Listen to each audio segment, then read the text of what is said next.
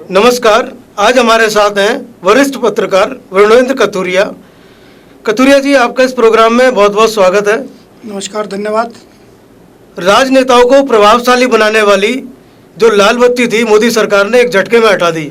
आपका क्या कहना है कि कितना कारगर सिद्ध होगा ये मोदी सरकार का फैसला? देखिए, आज तक देश में वीवीआईपी कल्चर के तहत लाल बत्ती लगाना बड़ा सम्मानजनक माना जाता था। मोदी सरकार की कैबिनेट का जो निर्णय आया है, ये निश्चित रूप से आम जनता के लिए बड़ा उत्साहवर्धक है, क्योंकि इस आम जनता और वीवीआईपी कल्चर के बीच की जो दूरी थी उसको खत्म करने का प्रयास किया गया है। क्योंकि छुटभैया नेता से लेकर पूर्व विधायक, मंत्री, संतरी और जितने भी केंद्रीय मंत्री से लेकर प्रधानमंत्री, राष्ट्रपति, विभिन्न जिलों के जज और डीएम, एसडीएम, एसपी सभी लोग लाल बत्ती की गाड़ी से अपने रुतबे और रुआब को प्रदर्शित करते थे। इसके हटने से आम जनता के अंदर एक खुशी की लहर दौड़ पड़ी है और आम जनता अपने को एक अच्छा महसूस कर रही है। जो राजनेता बड़े बड़े काफिलों के साथ जनता के बीच जाते हैं, बड़े बड़ी सुरक्षा के बीच जाते हैं, क्या वो अब साधारण ढंग से बिना लाल बत्ती के जनता के बीच जा सकेंगे? देखिए, क्योंकि ये कैबिनेट का फैसला है और इसे तत्काल प्रभाव से 1 तारीख से लागू किया जाना है, उससे पूर्व ही बहुत सारे केंद्रीय मंत्रियों ने, मुख्यमंत्रियों ने अभी से ही अपनी गाड़ी से लाल बत्ती हटा दी है। और इस सबके प्रभाव से जो बात आपने कही है वो निश्चित रूप से लागू होगी। और जो बड़ी बड़ी गाड़ियों का काफिला लेकर चलते थे, जनता पर रुआब दिखाते थे, उन लोगों पर एक मैसेज गया है कि इस तरह से केंद्र सरकार जो है उस पर रोकथाम करने जा रही है। कई दफा लाल बत्ती सड़कों पर जानलेवा भी साबित हुई है, और जब ये लाल बत्ती की गाड़ियां निकलती थी, ट्रैफिक पुलिस कर्मियों पे भी मानसिक दबाव रहता था। क्या इसमें कुछ फर्क पड़ेगा?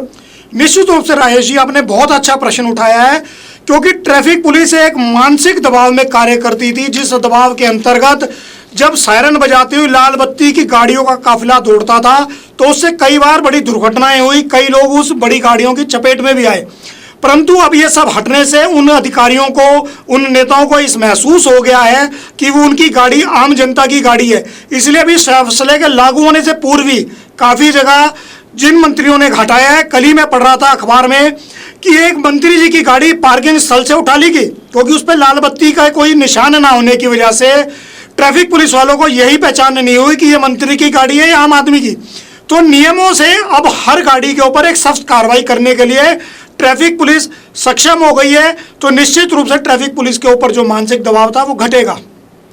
2014 में सुप्रीम कोर्ट ने एक फैसले के तहत इशारा दिया था कि स्टेटस सिंबल बन चुकी लाल बत्ती को तुरंत प्रभाव से हटाया जाना चाहिए।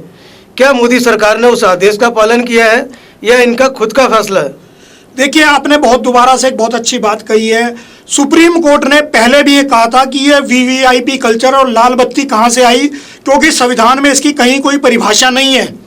इसलिए सुप्रीम कोर्ट ने केंद्र सरकार से पूछा था कि भाई लाल बत्ती किस अधिकार से लगाई जाती है और किस अधिकार से लोग इसका दुरुपयोग कर रहे हैं। परंतु मोदी जी ने जो निर्णय लिया है, इस वक्त किसी सुप्रीम कोर्ट का निर्णय बहुत समय पहले आया था, इसलिए इसे माना जा सकता है कि ये मोदी सरकार का स्वयं का निर्णय है और बहुत ऐसा निर्णय है जिससे आम जनता के अंदर खुशी है। देश के लोकप्रिय प्रधानमंत्री ने कहा है कि हमारे लिए भारत का हर नागरिक वीआईपी है। क्या इस देश में जब तक भुखमरी है, बेरोजगारी है, लोग इलाज के अभाव में दम तोड़ रहे हैं, शिक्षा से बच्चे वंचित हैं, क्या हम इसे वीआईपी कह सकेंगे? देखिए, कहीं ना कहीं से तो किसी चीज़ की शुरुआत करनी ही पड़ेगी, क्योंकि लाल बत्ती होने के कारण बहुत बड़ा अंतर लोग महसूस करते थे। एक साधारण सड़क पे 1000 गाड़ी चल रही है और एक लाल बत्ती की गाड़ी आती थी तो 1000 गाड़ियों को साइड लगाकर उस गाड़ी के लिए विशेष रूप से आगे जाने की व्यवस्था कर दी जाती थी। अब ये लाल बत्ती का उपयोग सिर्फ जो है सुरक्षा के लिए जो ज़रूरी है, जैसे एम्बुलेंस हो गई या फायर ब्रिगेड की गाड़ियाँ हो गई या जो जीवन रक्षक गाड़ी है, सिर्फ वही उपयोग कर पाएंगी। तो जो बाकी लोग हैं वो लोग अब अपने को वीवीआईपी नहीं समझ पाएंगे। तो ये निश्चित रूप से वीवीआईपी कल्चर के खत्मे की शुरुआत है। लाल बत्ती को हटा लेने से क्या वीआईपी कल्चर खत्म हो जाएगा? मैंने जैसे कहा कि ये शुरुआत है, क्योंकि किसी भी चीज़ को लागू करने के लिए आप सारे फैसले, सारी चीज़ें एक साथ लागू नहीं कर सकते हैं। इससे कम से कम जो उनके अंतर था वो खत्म होने लगेगा, तो बाकी अंतर भी धीरे धीरे खत्म होने लगेंगे। जैसे अब आप देखते होंगे कि भ्रष्टाचार पे लेकर और चीज़ों पे लेकर योगी सरकार हो चाहे मोदी सरकार हो, वो जिस प्रकार से ठोस फैसले ले रहे हैं उससे जो है अधिकारियों में खौफ का वातावरण है। अधिकारी अब अपनी ड्यूटी को नियमित रूप से करने के लिए प्रतिबद्ध महसूस कर रहे हैं।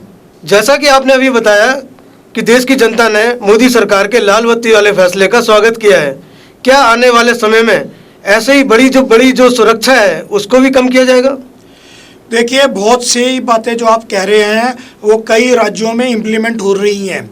कई सारे मुख्यमंत्रियों ने अपने सुरक्षा काफिले को घटा दिया है, परंतु कई जगह जो है देश में आतंक का जो वातावरण है, ये अंतर्राष्ट्रीय स्तर में जो आतंकवाद की स्थिति पनप रही है, उस दृष्टि से ये माना जाता है कि वीवीआईपी लोगों की, खास तौर पे मुख्यमंत्रियों की, प्रधानमंत्री की और बड़े मंत्रियों की सुरक्षा में कोई चूक नहीं होनी चाहिए, क्योंकि ये आम जनता के प्रतिनिधि हैं और इनके ऊपर अगर कोई हादसा होता है तो आम जनता में असुरक्षा की भावना बढ़ेगी। तो इसलिए मैं मानता हूं कि सुरक्षा की दृष्टि से एकदम सुरक्षा घटाना कहीं उचित नहीं होगा। भारत में चुनाव आए दिन त्योहारों की तरह आते हैं और जनप्रतिनिधि उस समय ना किसी लाल बत्ती के साथ होते हैं, ना उनके साथ कोई सुरक्षा कर्मियों का काफिला होता है, जनता के बीच जाते हैं, जिससे जनता में अपनापन आता है। क्या इसी की शुरुआत कहीं इस फैसले से होगी? देखिए, बिल्कुल सही बात है कि कहीं ना कहीं आम जनता को यह महसूस होना चाहिए कि जिस जनप्रतिनिधि को उसने चुना है वो जनप्रतिनिधि उसी के बीच का व्यक्ति है, वो विशेष व्यक्ति ना बनकर रह जाए। इसलिए जैसे लाल बत्ती है, सुरक्षा कर्मी है, ये जितने कम रहेंगे उतना ही ज़्यादा जनता उसे अपने निकट महसूस करेगी।